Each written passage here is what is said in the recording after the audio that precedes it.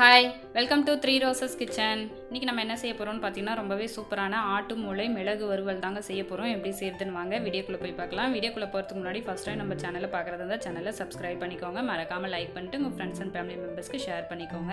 இப்போ இந்த ரெசிபி எப்படி செய்யறதுன்னு பார்க்கலாங்க. ஸ்டவ் ஆன் பண்ணிட்டு ஒரு கடாய் எடுத்து வச்சுக்கோங்க. கடாய் சூடானதும் எண்ணெய் ஊற்றிக்கலாம். எண்ணெய் சூடானதும் கடுகு சேர்த்துக்கலாங்க. பாருங்கள், கடுகு நல்லா பொரிஞ்சு வந்துருச்சு. இந்த டைமில் கட் பண்ணி வச்சுருக்கிற வெங்காயம் வந்து சேர்த்துக்கலாங்க. சேர்த்துட்டு இது கூடவே பச்சை மிளகாயும் சேர்த்துக்கலாம். ஒரு கொத்து கருவேப்பிலை சேர்த்துட்டு இப்போ இது எல்லாத்தையும் நம்ம வதக்கிக்கலாங்க. இந்த வெங்காயம், பச்சை மிளகாய், கருவேப்பிலையெல்லாம் வதங்கினதுக்கப்புறமா 1/2 டேபிள் ஸ்பூன் இஞ்சி பூண்டு பேஸ்ட் வந்து சேர்த்துக்கலாம். சேர்த்துட்டு அதோட பச்சை வாசனை போகிற அளவுக்கு அதையும் வதக்கிக்கலாங்க. பாருங்கள், இப்போ நல்லா வதங்கி வந்துருச்சு. இந்த டைமில் நம்ம வந்து மசாலா சேர்த்துக்கலாம். மிளகுத்தூள், ஜீரகத்தூள், கலருக்காக காஷ்மீரி மிளகாத்தூள், மஞ்சத்தூள், தனியாத்தூள் இதெல்லாம் சேர்த்துக்கிறாங்க. சேர்த்துட்டு இப்போ அந்த மசாலா வந்து கருகாமல் இருக்கிறதுக்காக தண்ணி வந்து சேர்த்துக்கலாம். சேர்த்துட்டு இதை வந்து வதக்கிக்கலாங்க. அந்த மசாலாவோட பச்சை வாசனை போகிற அளவுக்கு நல்லா வதக்கிக்கலாம். நம்ம காரம் வந்து எதுவும் சேர்க்கல, ஒரே ஒரு பச்சை மிளகாய் கட் பண்ணி போட்டிருக்கோம். அந்த முழுக்க மிளகோட அந்த காரத்தன்மையே இந்த ரெசிபிக்கு கரெக்டாக இருக்கும்.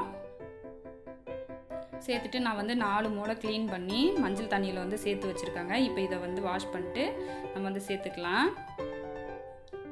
சேர்த்துட்டு இப்போ இதை வந்து பிரட்டி விட்டுக்கலாம்.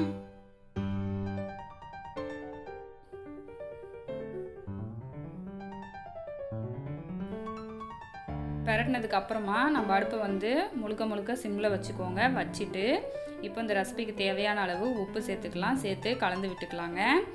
இடையிடையில் கலந்து விட்டுக்கோங்க, இல்லைன்னா சீக்கிரமாக அடி பிடிச்சிரும். ஒரு 10 நிமிஷம் இது நல்லா வேகட்டுங்க. பாருங்கள், அவ்வளோதான் நம்மளோட சூப்பரான ஆட்டு மூளை மிளகு வறுவல் வந்து அருமையாக ரெடி ஆகிடுச்சு. நல்லா ஸ்பைஸியாக இருக்குங்க அந்த மிளகோட காரசாரத்தோட.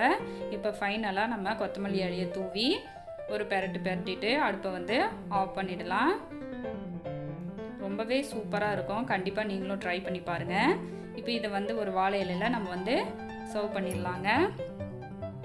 இது சாதத்து கூடலாம் வச்சு சாப்பிடும்போது அவ்வளோ ஒரு டேஸ்ட்டாக இருக்கும். சப்பாத்தி கூட சேர்த்து சாப்பிட்லாங்க. ரொம்ப டேஸ்ட்டாக இருக்கும்.